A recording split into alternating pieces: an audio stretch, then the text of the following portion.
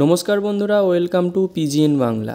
ভাই সাব, এটা বিশাল কাইত নাকি রেনে হিগুয়েতা নাকি বিশাল হিগুয়েতা? প্র্যাকটিসে কি ঝলকটাই না দেখাচ্ছে বিশাল কাইত।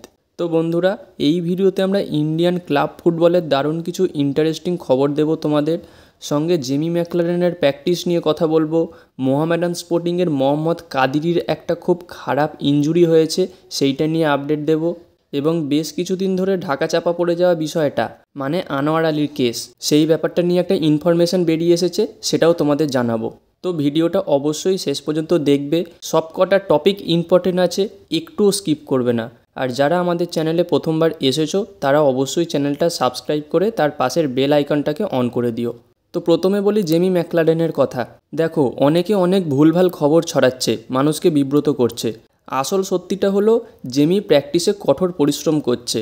গতকাল মেন দল প্র্যাকটিসে নামার প্রায় আধ ঘন্টা আগে থেকে ম্যাকলারেন প্র্যাকটিসে নেমে পড়ে। সেখানে একা একা বল নিয়ে প্র্যাকটিস করে, শারীরিক কসরত করে, মানে ওই ওয়েট লিফটিং, সাইকেলিং, এই সবগুলো।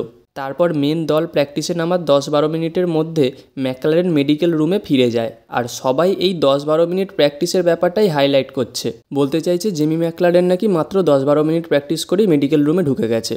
আরে বাবা, প্রথমে 30 মিনিটটাও তো ধরতে হবে। তো যাই হোক, সেখানে গিয়ে ফিজিওর সাথে বেশ অনেকক্ষণ সময় কাটায়। তারপর রুমের বাইরে এসে চেয়ারে বসে পড়ে। সেখানে গিয়ে দিমিত্রি পেত্রাতস, জেসন কামিংস এরা ম্যাকলারেনের সাথে কথা বলে। আর তার অঙ্গভঙ্গি দেখে বোঝা যায় তার ঘাড়ে মাঝে মাঝে ব্যথা করছে, সেখান থেকে ডান হাতেও একটু ব্যথা হচ্ছে। কিন্তু প্র্যাকটিসের শেষের 10-15 মিনিট আবার জেমি ম্যাকলারেন মেন দলের সঙ্গে প্র্যাকটিস করে। এবার দেখো, আর যাই হোক, সে তো একটা পেশাদার ফুটবলার, সেও চাইছে খেলতে। এবার ইনজুরিটা হয়ে গেছে তো কি আর করা যাবে। কিন্তু 13 তারিখ মুম্বাইয়ের বিরুদ্ধে খেলার জন্য সম্পূর্ণ প্রস্তুতি নিচ্ছে জেমি ম্যাকলারেন। আর আমাদের নজর থাকবে সবুজ মেরুন জার্সি গায়ে ম্যাকলারেনের ডেবিউ ওই দিন হয় কিনা সেটা দেখার জন্য।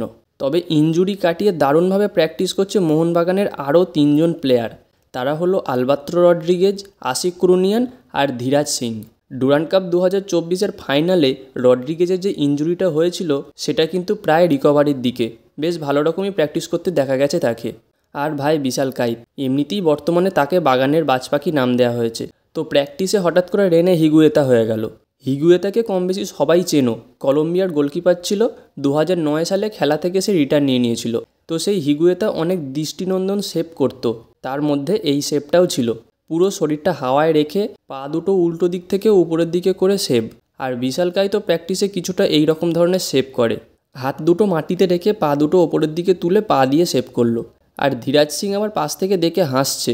2 দিন পর ধীরাজ সিংও না আবার এইসব চেষ্টা করতে শুরু করে। দেখে বেশ ভালো লাগলো। কিন্তু এসব প্র্যাকটিসেই ঠিক আছে, ম্যাচে গিয়ে না করাই ভালো। এইসব করতে গেলে গোল খেয়ে গেলে একটাও গালাগালি বাইরে পড়বে না। আর ধীরাজ ভাই, তুমি এসব চেষ্টা করতে যেও না, এখনও ইনজুরি থেকে ঠিকঠাকভাবে সেরে ওঠোনি। তাই এইগুলো দেখেই মজা নাও, হাততালি দাও, ঠিক আছে। তো এবার কথা বলি মোহাম্মদ কাদিরিকে নিয়ে। মোহামেডান স্পোর্টিংয়ের সবথেকে ইম্পর্টেন্ট প্লেয়ার ছিল মোহাম্মদ কাদিরি। গত ভিডিওতে তোমাদের জানিয়েছিলাম অনুশীলনে তার ইনজুরি হয়েছে। তবে এখন খবর আসছে তার ইনজুরিটা এতটাই গুরুতর যে 2 মাসের আগে মাঠে ফিরতে পারবে না। ACL ইনজুরি হয়েছে, যতদূর মনে হয় সার্জারিও করাতে হতে পারে। তো এর ফলে কিন্তু অনেকটাই বড় ক্ষতি হয়ে গেল মোহামেডান স্পোর্টিং দলের সবথেকে ইম্পর্টেন্ট প্লেয়ারকে হারালো। এই জায়গায় রিপ্লেস পেতেও কিন্তু যথেষ্ট প্রবলেম হবে মোহামেডান স্পোর্টিং দলের। মির্জালল কাসিমভ আছে ঠিকই, কিন্তু কাদিরির রিপ্লেসমেন্ট নয়। তো এবার দেখা যাক মোহামেডান স্পোর্টিং জানুয়ারির ট্রান্সফার উইন্ডো পর্যন্ত কাদিরির রিপ্লেসমেন্ট কোনো ফ্রি এজেন্ট প্লেয়ারকে সাইন করায় নাকি কাসিমভকে দিয়ে কাজ চালিয়ে দেয়। এবার বলবো সেই বিগ আপডেট, মানে আনোয়ার আলীর আপডেটটা। আজ সকালে একটা বিশ্বস্ত সূত্র থেকে খবর পেলাম, ন্যাশনাল দলের ক্যাম্প শেষ হওয়া না পর্যন্ত আনোয়ার আলীর কেসটা নিয়ে পিএসসি কোনো সিদ্ধান্ত জানাবে না। কারণ আনোয়ার আলী ন্যাশনাল দলের প্লেয়ার। আর এই সময় যদি পিএসসি কিছু সিদ্ধান্ত জানিয়ে দেয় তাহলে প্লেয়ারের ওপর এফেক্ট পড়বে। আর প্লেয়ারের ওপর এফেক্ট পড়া মানে ন্যাশনাল দলের ওপরেও এফেক্ট পড়বে।